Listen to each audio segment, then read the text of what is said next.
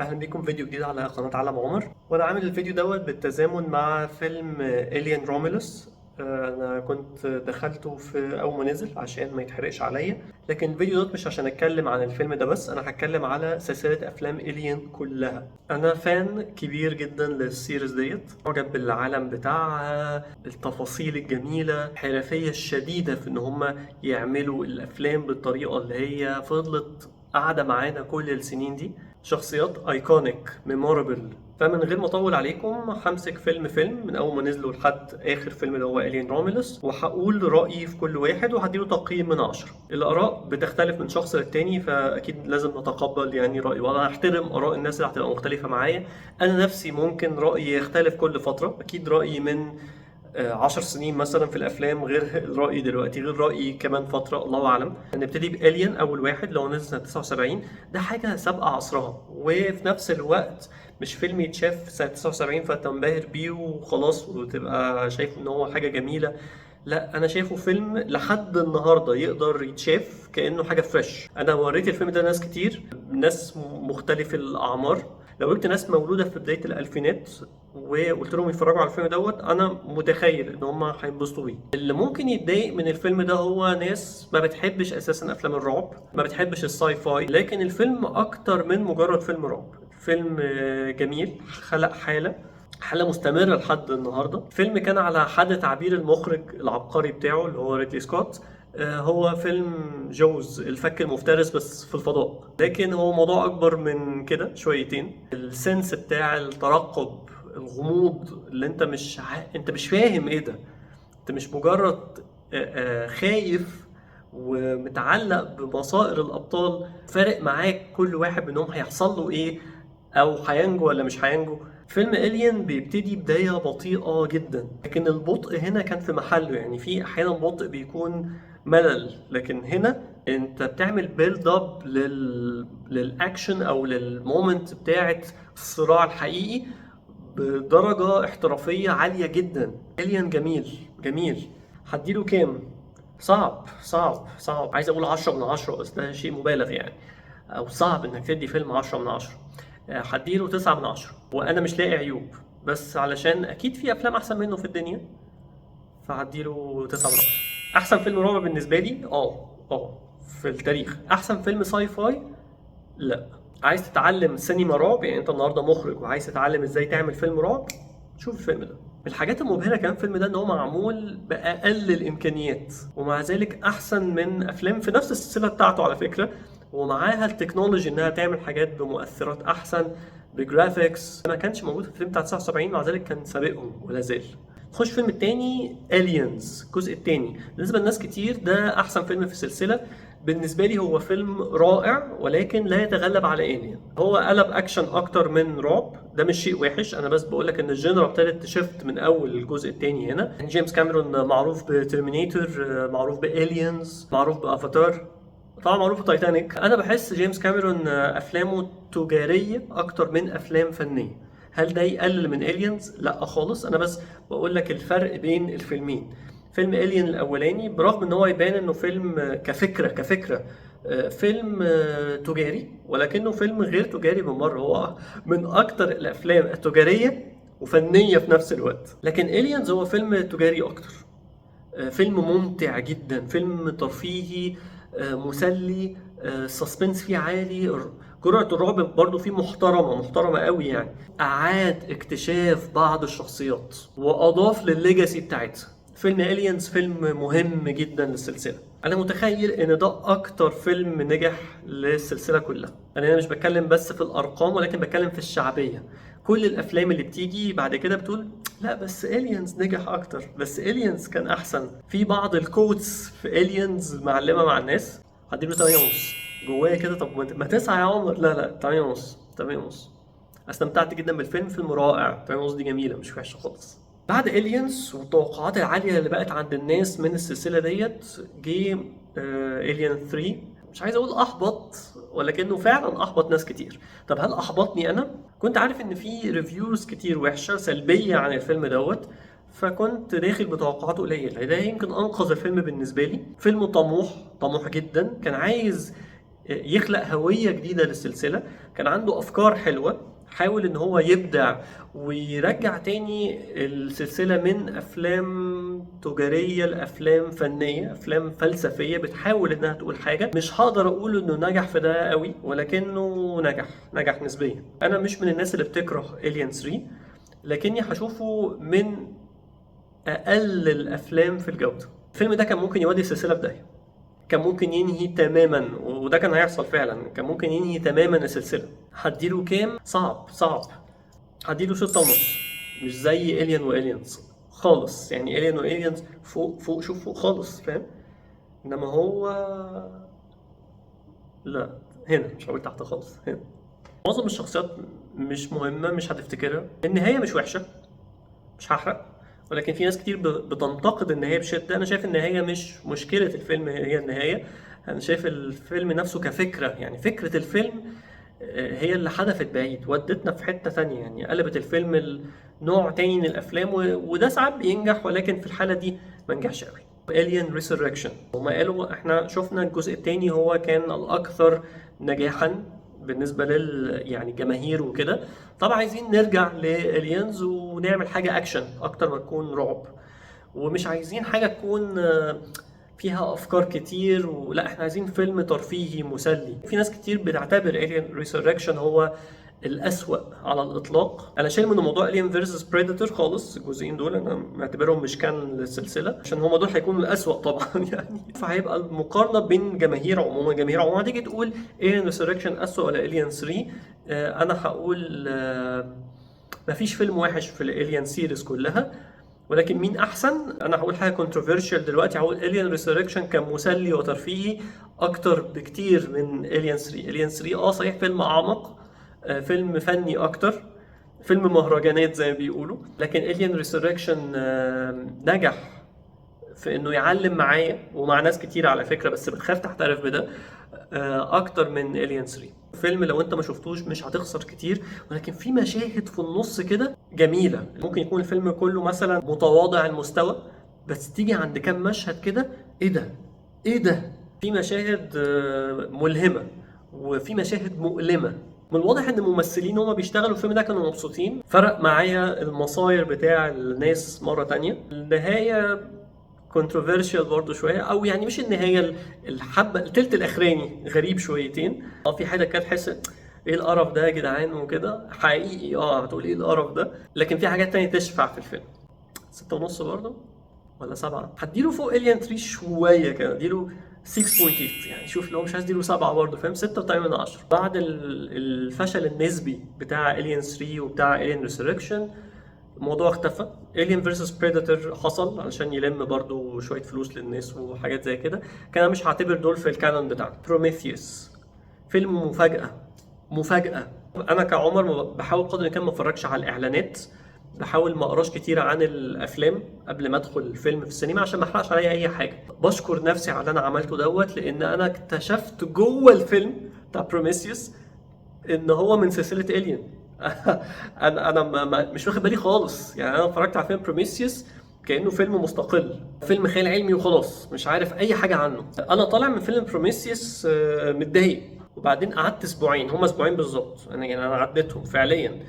بعد اسبوعين بقول الفيلم ده من احلى الافلام اللي انا شفتها. الحاجه دي برضو مش كل الناس تتفق عليها، ولكن بروميثيوس من احلى 10 افلام في السينما انا شفتها. احلى 10 افلام، وده شيء ممكن اقعد ادافع عنه، بس انا مش عايز احرق. فلو انت عايز تخش معايا في ديبيت، واحد شاف فيلم وعايز تخش معايا في ديبيت، لا انا هقعد اديبيت معاه وما عنديش اي مشكله ان هو يقتنع او ما يقتنعش، بس هحب ادافع عن الفيلم ده. الفيلم ده مظلوم، في ناس بتتضايق من حاجات معينه فيه، لكن انا هقول القنبله بقى. انا شايفه احلى فيلم في سلسله الين. بس كنت بقول لك من احلى 10 افلام شفتها. هل هو فيلم رعب؟ هل هو احسن فيلم رعب؟ لا. في جرعه الرعب انا شايف الين الاولاني احسن، لكنه فيلم عميق جدا. فيلم بيطرح حاجات اكتر من كل اللي حصل في الاربع افلام اللي فاتت، وطرحها بطريقه كويسه، ما غلطش غلطه الين 3. وانا شايف انه بيعبر عن المخرج ده، راجل نضج، ده مخرج مختلف، ريدلي سكوت اللي موجود سنة 2012 مختلف عن اللي كان موجود سنة 79. بيجاوب الأسئلة اللي أي بني آدم في السن بتاع ريدلي سكوت بيفكر فيها. ماذا بعد؟ إيه اللي هيحصل لنا بعد ما إحنا نموت؟ إحنا جينا منين؟ إحنا جينا إزاي؟ الأسئلة الوجودية ديت هي اللي خلت فيلم بروميثيوس فيلم استثنائي، مش مجرد فيلم مختلف، فيلم علامة. كالعادة مش عارف أدي 10 من 10، فهدي 9.5.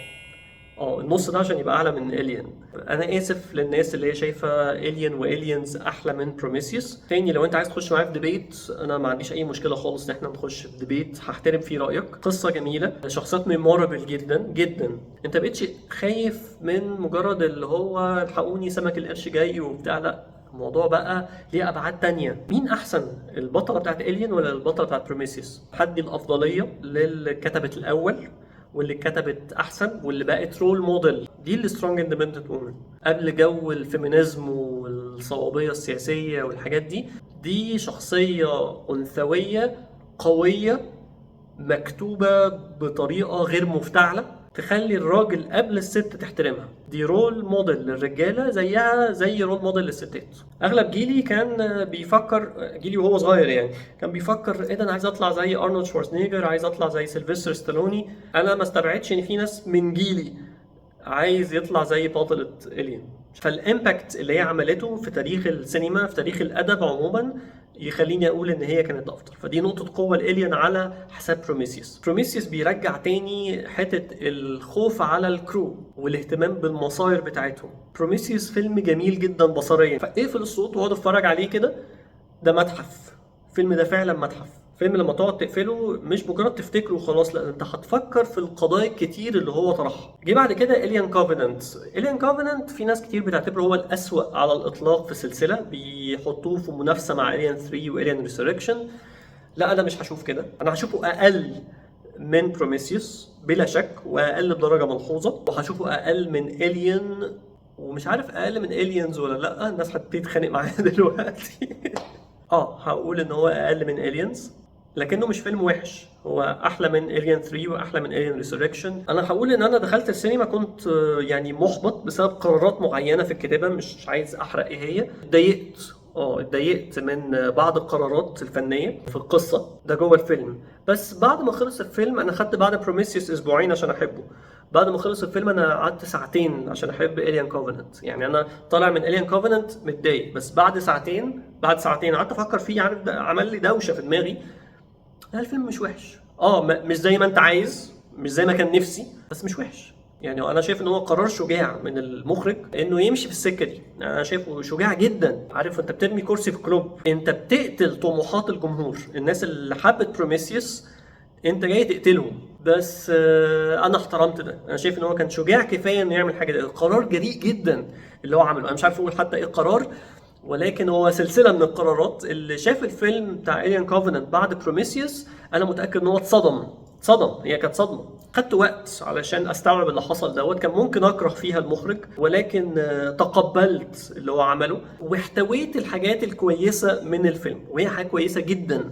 ان كويس اللي فيه يشفع له فعلا. اول تلت ساعه من الفيلم انت قاعد على اعصابك. مش عايز اقول عن قد دقيقه، بس انت بتتكلم في الرينج بتاع من الدقيقه 15 للدقيقه 30 انت مش قاعد على بعضك. حتى الناس اللي بتقول انها ما عجبهاش الفيلم دوت، انا اتحدى انه يجي يقول على الحته دي انها مش سسبنس كفايه او مش مرعبه كفايه.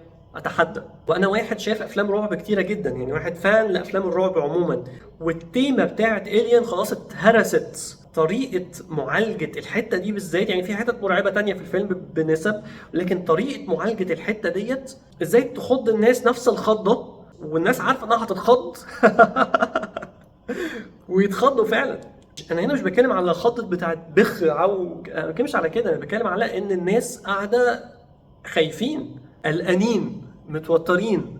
فيلم في العموم انا شايفه مرهق للاعصاب من اوله لاخره، مرهق للاعصاب. شخصيه الفيلن من احلى شخصيات الفيلن في تاريخ السينما. هو فيلن، يعني مش عايز اقول ما اتمنهوش لألد اعدائي حاجه زي كده يعني، لا، فيلن رهيب، حاجه ايكونيك، بس مش واخد حقه. يعني ما ناس كتير بتنتقد الفيلم، فما في ناس كتير بسبب السمع ده ما شافتش بروميثيوس والين كوفننت. ففايتهم العالم ده، فايتهم الصراع الحضاري ده. انا بحاول اختار الفاظي صح جدا، الناس اللي شافت الفيلم فاهمه انا بتكلم في ايه، واللي ما شافتهوش ما تحرقلهاش حاجه. للاسف الين كوفننت ما خدش النجاح التجاري اللي كان مطلوب. كان نفسي ان يكون في جزء ثالث بعد بروميثيوس والين كوفننت. ده للاسف لحد النهارده ما حصلش. اتمنى انه يحصل في المستقبل، لان القصه تستحق كده. وصلنا بعد الرحله ديت لالين رومولوس اللي هو في السينما. انا دخلت الين رومولوس بتوقعات قليله، قلت غالبا هيحاولوا يرجعوا للتيمه اللي بتنفع مع الجماهير، عايزين يروحوا الالينز والين، ودي حاجه مش وحشه خالص. ده هيقلل من العمق بتاع القصه انا فاهم، ولكن هيديني فيلم حلو في الاخر. فهل كان فيلم حلو؟ الين رومولوس فيلم حلو، ولكن ما تنخدعش بكمية الريفيوز اللي بتحاول تصور الفيلم على انه رهيب، ما حصلش، رائع، سوبر، يعني outstanding. لا، الفيلم مش كده، يعني مش طموح، وهو اقل الافلام في كل السلسلة طموحا. ما بيحاولش يكون مبدع، هو يعني لعبها في المضمون. شاف كل فيلم من الافلام اللي حصلت ايه المميز اللي فيها، وراح اخد من هنا واخد من هنا واخد من درجه في مشاهد بحذافيرها بتتعمل. اوكي ماشي حلو، بس انا شفت ده قبل كده، مش ده اللي انا عايزه للسلسله. يعني احنا دايما ايه، يعني انا شفت القصه دي قبل كده، فعايز الجديد، عايز يبقى فيه حاجه تانية. الكاست 80% منه انا مش مهتم بالمصائر بتاعتهم، يعني يا ترى هيعيش ولا هيموت ده ولا فاكس يعني، وانا قاعد جوه السينما حاسس كده. وبرضه بعد ما طلعت من الفيلم تاني، انا مش بقول الفيلم وحش، في ناس كتير هتتبسط من الفيلم ده، خصوصا الناس اللي ما شافتش افلام الين قبل كده. يبقى لو انت ما شفتش اي فيلم الين رومولوس هو مقدمه حلوه ليك للسلسله، هتنبهر بيه. ليه هتنبهر؟ لانه واخد الحلو من كل الافلام اللي فاتت. لكن لو انت شفت كل الافلام اللي فاتت، انبهارك هيقل بيه. الشخصيات الكويسه في الفيلم قليله، ولكن مكتوبه حلو. مش هقول زي الين والينز ولا بروميثيوس ولا الين كوفننت. انا هحط الين رومولوس في منافسه مع الين ريسوركشن. انا اديت الين ريسوركشن 6.8، انا هدي الين رومولوس 6.8 برضه. ناس كتير هتضايق مني، انا اسف. انا ما بقولش فيلم وحش، انا بقول ان هو unimaginative. كنت هدي الين رومولوس درجه اعلى من كده بكتير لو كان نزل بدري. لو كان ده الين 3 ده كان هيبقى فيلم تاني خالص. كان فكره ان الريفيوز الكتير اللي نازله على الصفحات بتاعت الفيسبوك واللي نازله في المواقع بتاعت السينما اللي بتحاول تصور ان الفيلم رهيب رهيب، والبعض بيصوروا ان هو ساعات احلى فيلم في سلسله الين. لا، حاسس ان في شيء مش مظبوط، يعني في حاجه مزقوقه كده عشان تتقال. 6.8 زيه زي الين ريسوركشن، ولكن ما ينفعش احط الين رومولوس ابدا. مش هقول لك بروميثيوس ومش هقول لك الين كوفننت عشان في ناس عندها جدال على الموضوع ده، ولكن مش هحطه في منافسه مع الين والينز، انا اسف. لما بيخلص الفيلم انا مش مهتم بمصير الناس بعد كده، سواء اللي عايشين منهم او يعني عشان بس ما اقولش مين عايش مين مات. اذا كان في حد عايش من الفيلم فانا مش مهتم ايه اللي هيحصل بعد كده. انا فعلا مش فارق معايا، ومش فارق معايا يظهروا تاني، يعني انا مش فارق وجودهم معايا. خدت اللفه على كل الافلام اللي نزلت في سلسله الين لحد النهارده. شلت من الموضوع الين فيرسس بريدتور زي ما قلت جزئين، ولو حطيتهم كنت هديلهم ارقام قليله قوي. ممكن تبص على الافلام دي كانها جيلتي بليجر، 5.5 و5 حاجه زي كده. الاسوأ الين فيرسس بريدتور، لا ما كانش عنهم، مش في القصه اصلا، مش في التايم لاين. مفيش فيلم وحش زي ما قلنا، ولكن الاقل الين 3 قلنا 6.5. فوقيه هقول الين ريسوركشن، وانا مصر ان الين رومولوس في نفس المستوى تقريبا. الين رومولوس كان ممكن يكون احسن وقلت الاسباب. انا ما قلتش الين كوفننت كام، هقول دلوقتي الين كوفننت في المرتبه الرابعه 7.5، وبعد كده هدي الينز 8.5، الين 9، وبروميثيوس الافضل على الاطلاق بالنسبه لي 9.5. هحب جدا اسمع ارائكم. انا متاكد ان زي ما قلت مش كل الناس هتبقى متفقه مع رايي، عشان كده حابب اعرف انتوا ايه ترتيبكم وايه الاسباب ورا ترتيبكم دوت. تقدروا تقيموهم ازاي، مين الاحسن مين الاسوأ. هل انتوا شايفين زي ان كل افلام الين كويسه مع اختلاف المستويات ولا لا؟ مين الشخصيه اللي فارقه معاك قوي؟ ايه رايكم في الين رومولوس الاخراني اللي حصل في السينما؟ تدوا له كام من 10 برضو؟ نتفق او نختلف، السلسله دي سلسله جميله مؤثره وفي افلام منها must see.